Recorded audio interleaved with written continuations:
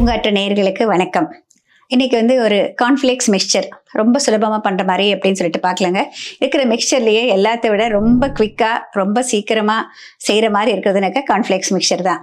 இதோட நம்ம வந்து நட்ஸ் எல்லாம் நம்மளுடைய விருப்பம் தான். இதை எப்படி பண்ண சொல்லிட்டு பார்க்கலங்க. தேவையான இன்க்ரீடியன்ஸ் எல்லாம் எடுத்து வச்சிருக்கேன், பார்த்துடலாம். கார்ன்ஃப்ளேக்ஸ் மிக்சர் செய்கிறதுக்கான பொருட்கள் பார்த்தீங்கன்னா, இது கார்ன்ஃப்ளேக்ஸ். இது வந்து சீரியல் பிரேக்ஃபாஸ்ட் சீரியலுக்கு வர கார்ன்ஃப்ளேக்ஸ் கிடையாதுங்க. பொரிக்கிறதுக்குன்னு தனியாக கிடைக்குது. கடைகளில் வந்து டிபார்ட்மெண்ட் ஸ்டோரில் பார்த்தீங்கன்னாக்கா வந்து மற்ற ப்ரொவிஷன்ஸ் வச்சுருக்கிற இடத்துல இருக்கும், அதுதான் வாங்கிக்கணும். இதுதான் கார்ன்ஃப்ளேக்ஸ் மிக்சர் பண்ணுறதுக்கு கரெக்டாக இருக்கும். இதோட நான் எடுத்து வச்சுருக்கிறது முந்திரி பருப்பு, கொஞ்சம் பொட்டுக்கடலை, திராட்சை, இதோட வறுத்த வேர்க்கடலை, வறுத்த சீரகத்தின் தூள், கொஞ்சமாக சர்க்கரை, இது ஆப்ஷனல், கொஞ்சம் பெருங்காயத்தூள், மிளகாய்த்தூள், உப்பு. இந்த கார்ன்ஃப்ளேக்ஸ் மிக்சர் பொரிக்கிறதுக்குன்னு இந்த மாதிரி ஒரு கரண்டி வேணுங்க. இது வந்து சுலபமாக கடைகளில் கிடைக்குது. இது பார்த்தீங்கன்னா இப்படி ஒரு குழி வந்து இப்படி ஸ்ட்ரைட்டாக வந்து இப்படி வந்திருக்கு. இந்த மாதிரி இருக்குது பாருங்கள். இந்த மாதிரி இருந்தால் ரொம்ப சுலபமாக பொரிக்க முடியும். நம்ம ரெகுலர் பொரிக்கிற கரண்டியை விட இது ரொம்ப ஈஸி. இதில் வந்து பண்ணால் தான் நம்மளுக்கு வந்து நம்ம ஈஸியாக வந்துடும்.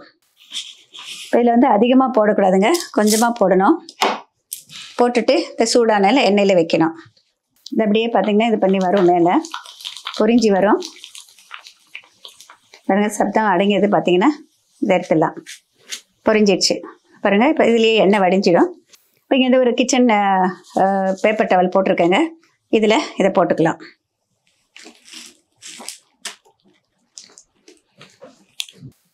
இதே மாதிரி கொஞ்சம் கொஞ்சமாக தான் போட்டு பொரிக்கணுங்க.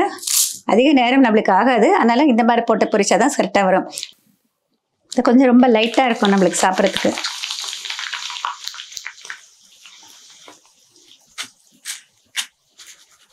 இப்போ இதுலேயே வந்து முந்திரி பருப்பு போட்டுக்கிறேங்க. ஒவ்வொன்றுக்கும் டிஃப்ரெண்ட் டெம்பரேச்சர் இருக்கு இல்லையா, அதனால வந்து முந்திரி பருப்பை ஃபஸ்ட்டு பொரிச்சு எடுத்துக்கலாம். வறுத்த வேர்க்கடலையே ஆனால் கூட ஒரு தடவை இப்படி டிப் பண்ணி எடுத்தோம்னாக்கா நம்மளுக்கு வந்து உப்பு காரம் போடுறது வந்து கோட் ஆகிறதுக்கு ஈஸியாக இருக்கும். இன்னும் கொஞ்சம் வந்து நல்ல ஒரு கிரன்ச்சினஸ் வந்துடும்.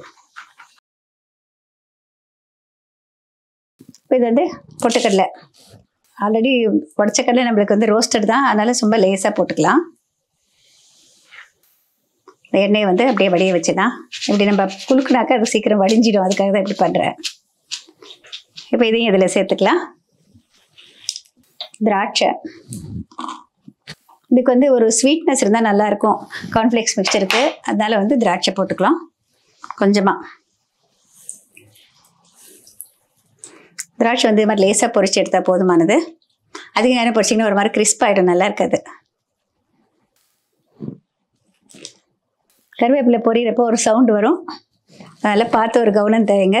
ஸ்ப்ளட்டர் ஆகும், கொஞ்சம் தூரத்தில் இருந்து பண்ணிக்கலாம்.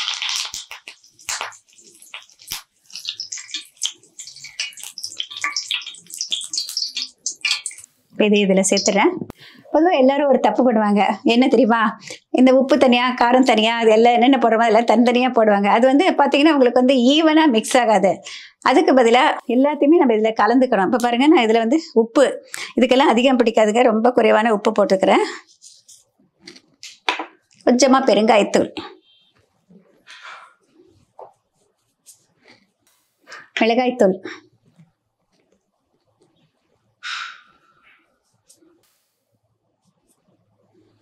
வந்து வறுத்த சீரகத்தின் தூள். இது ஒரு ஜீரணத்துக்கும் நல்லது, இதுக்கு ஒரு நல்ல தனி மணத்தை கொடுக்கும் சீரகத்தூள். பொதுவாக வந்து இது வந்து ஒரு ஸ்வீட் மிக்சர் மாதிரி பண்ணுவாங்கங்க, ரொம்ப குறைவான சர்க்கரை சேர்ப்பாங்க. நானும் அதுக்காக சேர்க்குறேன். எல்லாமே நம்ம பண்ணலாம். ஒரு கொஞ்சமாக அது போடுறப்ப ஒரு இது கடைகளில் பார்த்தீங்கன்னா வந்து சிட்ரிக் ஆசிட் போடுவாங்க ஒரு லேசான புளிப்பு சுவைக்காக. எனக்கு அது பிடிக்கிறது இல்லைன்னு சொல்லிட்டு நான் சேர்க்கறது இல்லைங்க.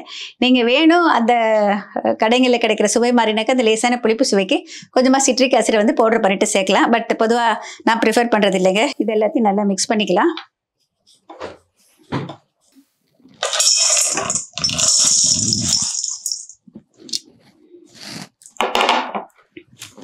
இப்போ இதை வந்து இதில் தூவிக்கலாம்.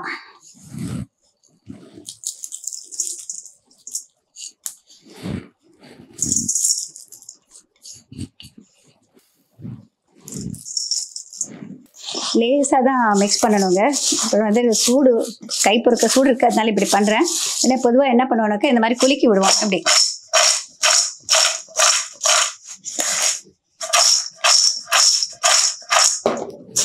வந்து நம்மளுக்கு வந்து ஈவனாக அது மிக்ஸ் ஆகிடும். இப்போ போட்டிருக்க நட்ஸோடையும் இதோடையும் சேர்த்து நல்லா மிக்ஸ் ஆகிடும். நல்லா மிக்ஸ் பண்ணி விட்டுட்டு கொஞ்ச நேரம் இதில் வச்சுருந்துட்டு ரூம் டெம்பரேச்சர் வந்த பிறகு ஏர்டைட் கண்டெய்னரில் போட்டு வச்சுக்கோங்க.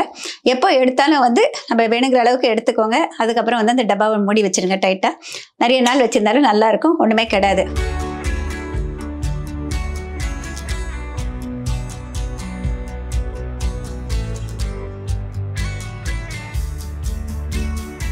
ஒரு முக்கியமான விஷயம் ஷேர் பண்ணிக்கணும்னு நினைக்கிறேங்க. நம்ம ஏதாவது பொரிச்ச பண்டங்கள் எதில் பண்ணுறது அப்படிங்கிறது வந்து நிறைய பேருக்கு ஒரு டவுட் இருக்குது.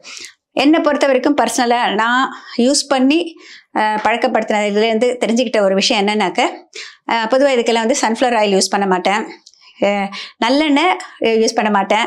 இந்த மாதிரி பொரிக்கிறதுக்கெல்லாம் வந்து கடலை எண்ணெய், ரீஃபைண்டு கடலை எண்ணெய் கிடைக்குது இல்லைங்களா, அந்த கடலை எண்ணெய் யூஸ் பண்ணிங்கனாக்க நம்மளுக்கு வந்து ஷெல்ஃப் லைஃப் வந்து நல்லா இருக்கும். முறுக்கு பண்ணாலும் சரி, இந்த மாதிரி மிக்சர் பண்ணாலும் சரி, நம்மளுக்கு நல்லா இருக்கும், ஒரு நல்ல மனமும் இருக்கும்.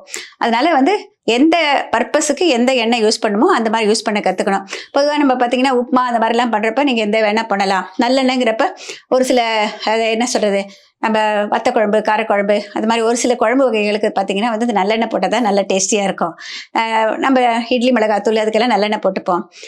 ஒவ்வொன்றுக்கும் ஒரு பர்பஸ் இருக்குது. எல்லா எண்ணெயும் மிக்ஸ் பண்ணக்கூடாது. எதுக்கு எந்த எண்ணெய் யூஸ் பண்ணணும்னு சொல்லிட்டு அதை கற்றுக்கிட்டு அதை செஞ்சுட்டா நல்லாயிருக்கும்.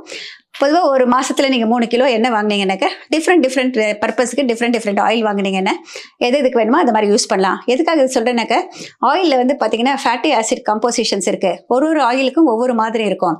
அந்த காம்போசிஷனில் வந்து அந்த ஆசிட்ஸ் சொல்லுவாங்க, ஃபேட்டி ஆசிட்ஸ். அந்த ஃபேட்டி ஆசிட்ஸ் வந்து ஒவ்வொன்றிலையும் வேறு வேறு காம்பினேஷன் இருக்கிறப்ப நம்ம டிஃப்ரெண்ட் ஆயில்ஸ் யூஸ் பண்ணாக்கா நம்மளுக்கு வந்து தேவையான அந்த ஃபேட்டி ஆசிட்ஸ் வந்து எல்லா இதில் காம்பினேஷன்லேருந்து நம்மளுக்கு கிடைச்சிடும். அதுவே வந்து அளவுக்கு அதிகமாக நம்ம எடுத்துக்கூடாது. ஒரு நாளைக்கு நம்மளுக்கு தேவையானது 4 டீஸ்பூன் கொழுப்பு தான். அதுவும் வந்து நம்மளுடைய உடல் உள் உறுப்புகள் வந்து சரிவர இயங்குவதற்கு, அப்புறம் vitamin A, D, E, K கொழுப்பு வந்து அப்சார்ப் ஆகிறதுக்கு இதுக்கெல்லாம் வந்து நல்ல கொழுப்பு தேவை. அந்த கொழுப்பு வந்து 4 டீஸ்பூன் அளவுக்கு நமக்கு இருந்தால் போதும். ஒரு நாளைக்கு முழுவதுக்குமே, அதாவது நெய்யோடு சேர்த்து எல்லாமே சேர்த்து 4 டீஸ்பூன் தாங்க. அது மட்டும் கணக்கு வச்சுக்கிட்டா நம்ம போகிறோம், எல்லாமே ஆரோக்கியமாக இருக்கலாம். நம்ம எக்ஸஸாக சாப்பிட்றதெல்லாம் வந்து அதிகமான கொழுப்பாக தங்கிடும். அது மட்டும் இல்லைங்க, நீங்கள் சாப்பிடணும்னு நினச்சிங்கன்னா அதுக்கு தகுந்த மாதிரி ஒர்க் அவுட் பண்ணணும், நிறைய நடக்கணும், நிறைய வேலை பண்ணணும். ஒரு கேலரிஸ்ன்னு பார்த்தீங்கன்னா ஒரு சுலபமான விஷயம் சொல்கிறேங்க. நம்ம இது ஒரு கைப்பிடி அளவு சாப்பிட்றோன்னு வச்சுக்கோங்களேன், ஈஸியாக வந்து ஒரு 100 கேலரிக்கு மேலே வந்துடும். ஓகேங்களா? அதே ஒரு சமோசா சாப்பிட்டிங்கன்னா 350 கேலரிக்கு மேலே வந்துடும். அந்த கேலரியை பேர்ன் பண்ணணுன்னாக்கா எவ்வளோ நடக்கணும் தெரியுமா? நீங்கள் வந்து 6000 ஸ்டெப்ஸ் நடந்தீங்கன்னாக்கா 100 கேலரி தான் பேர்ன் ஆகும்.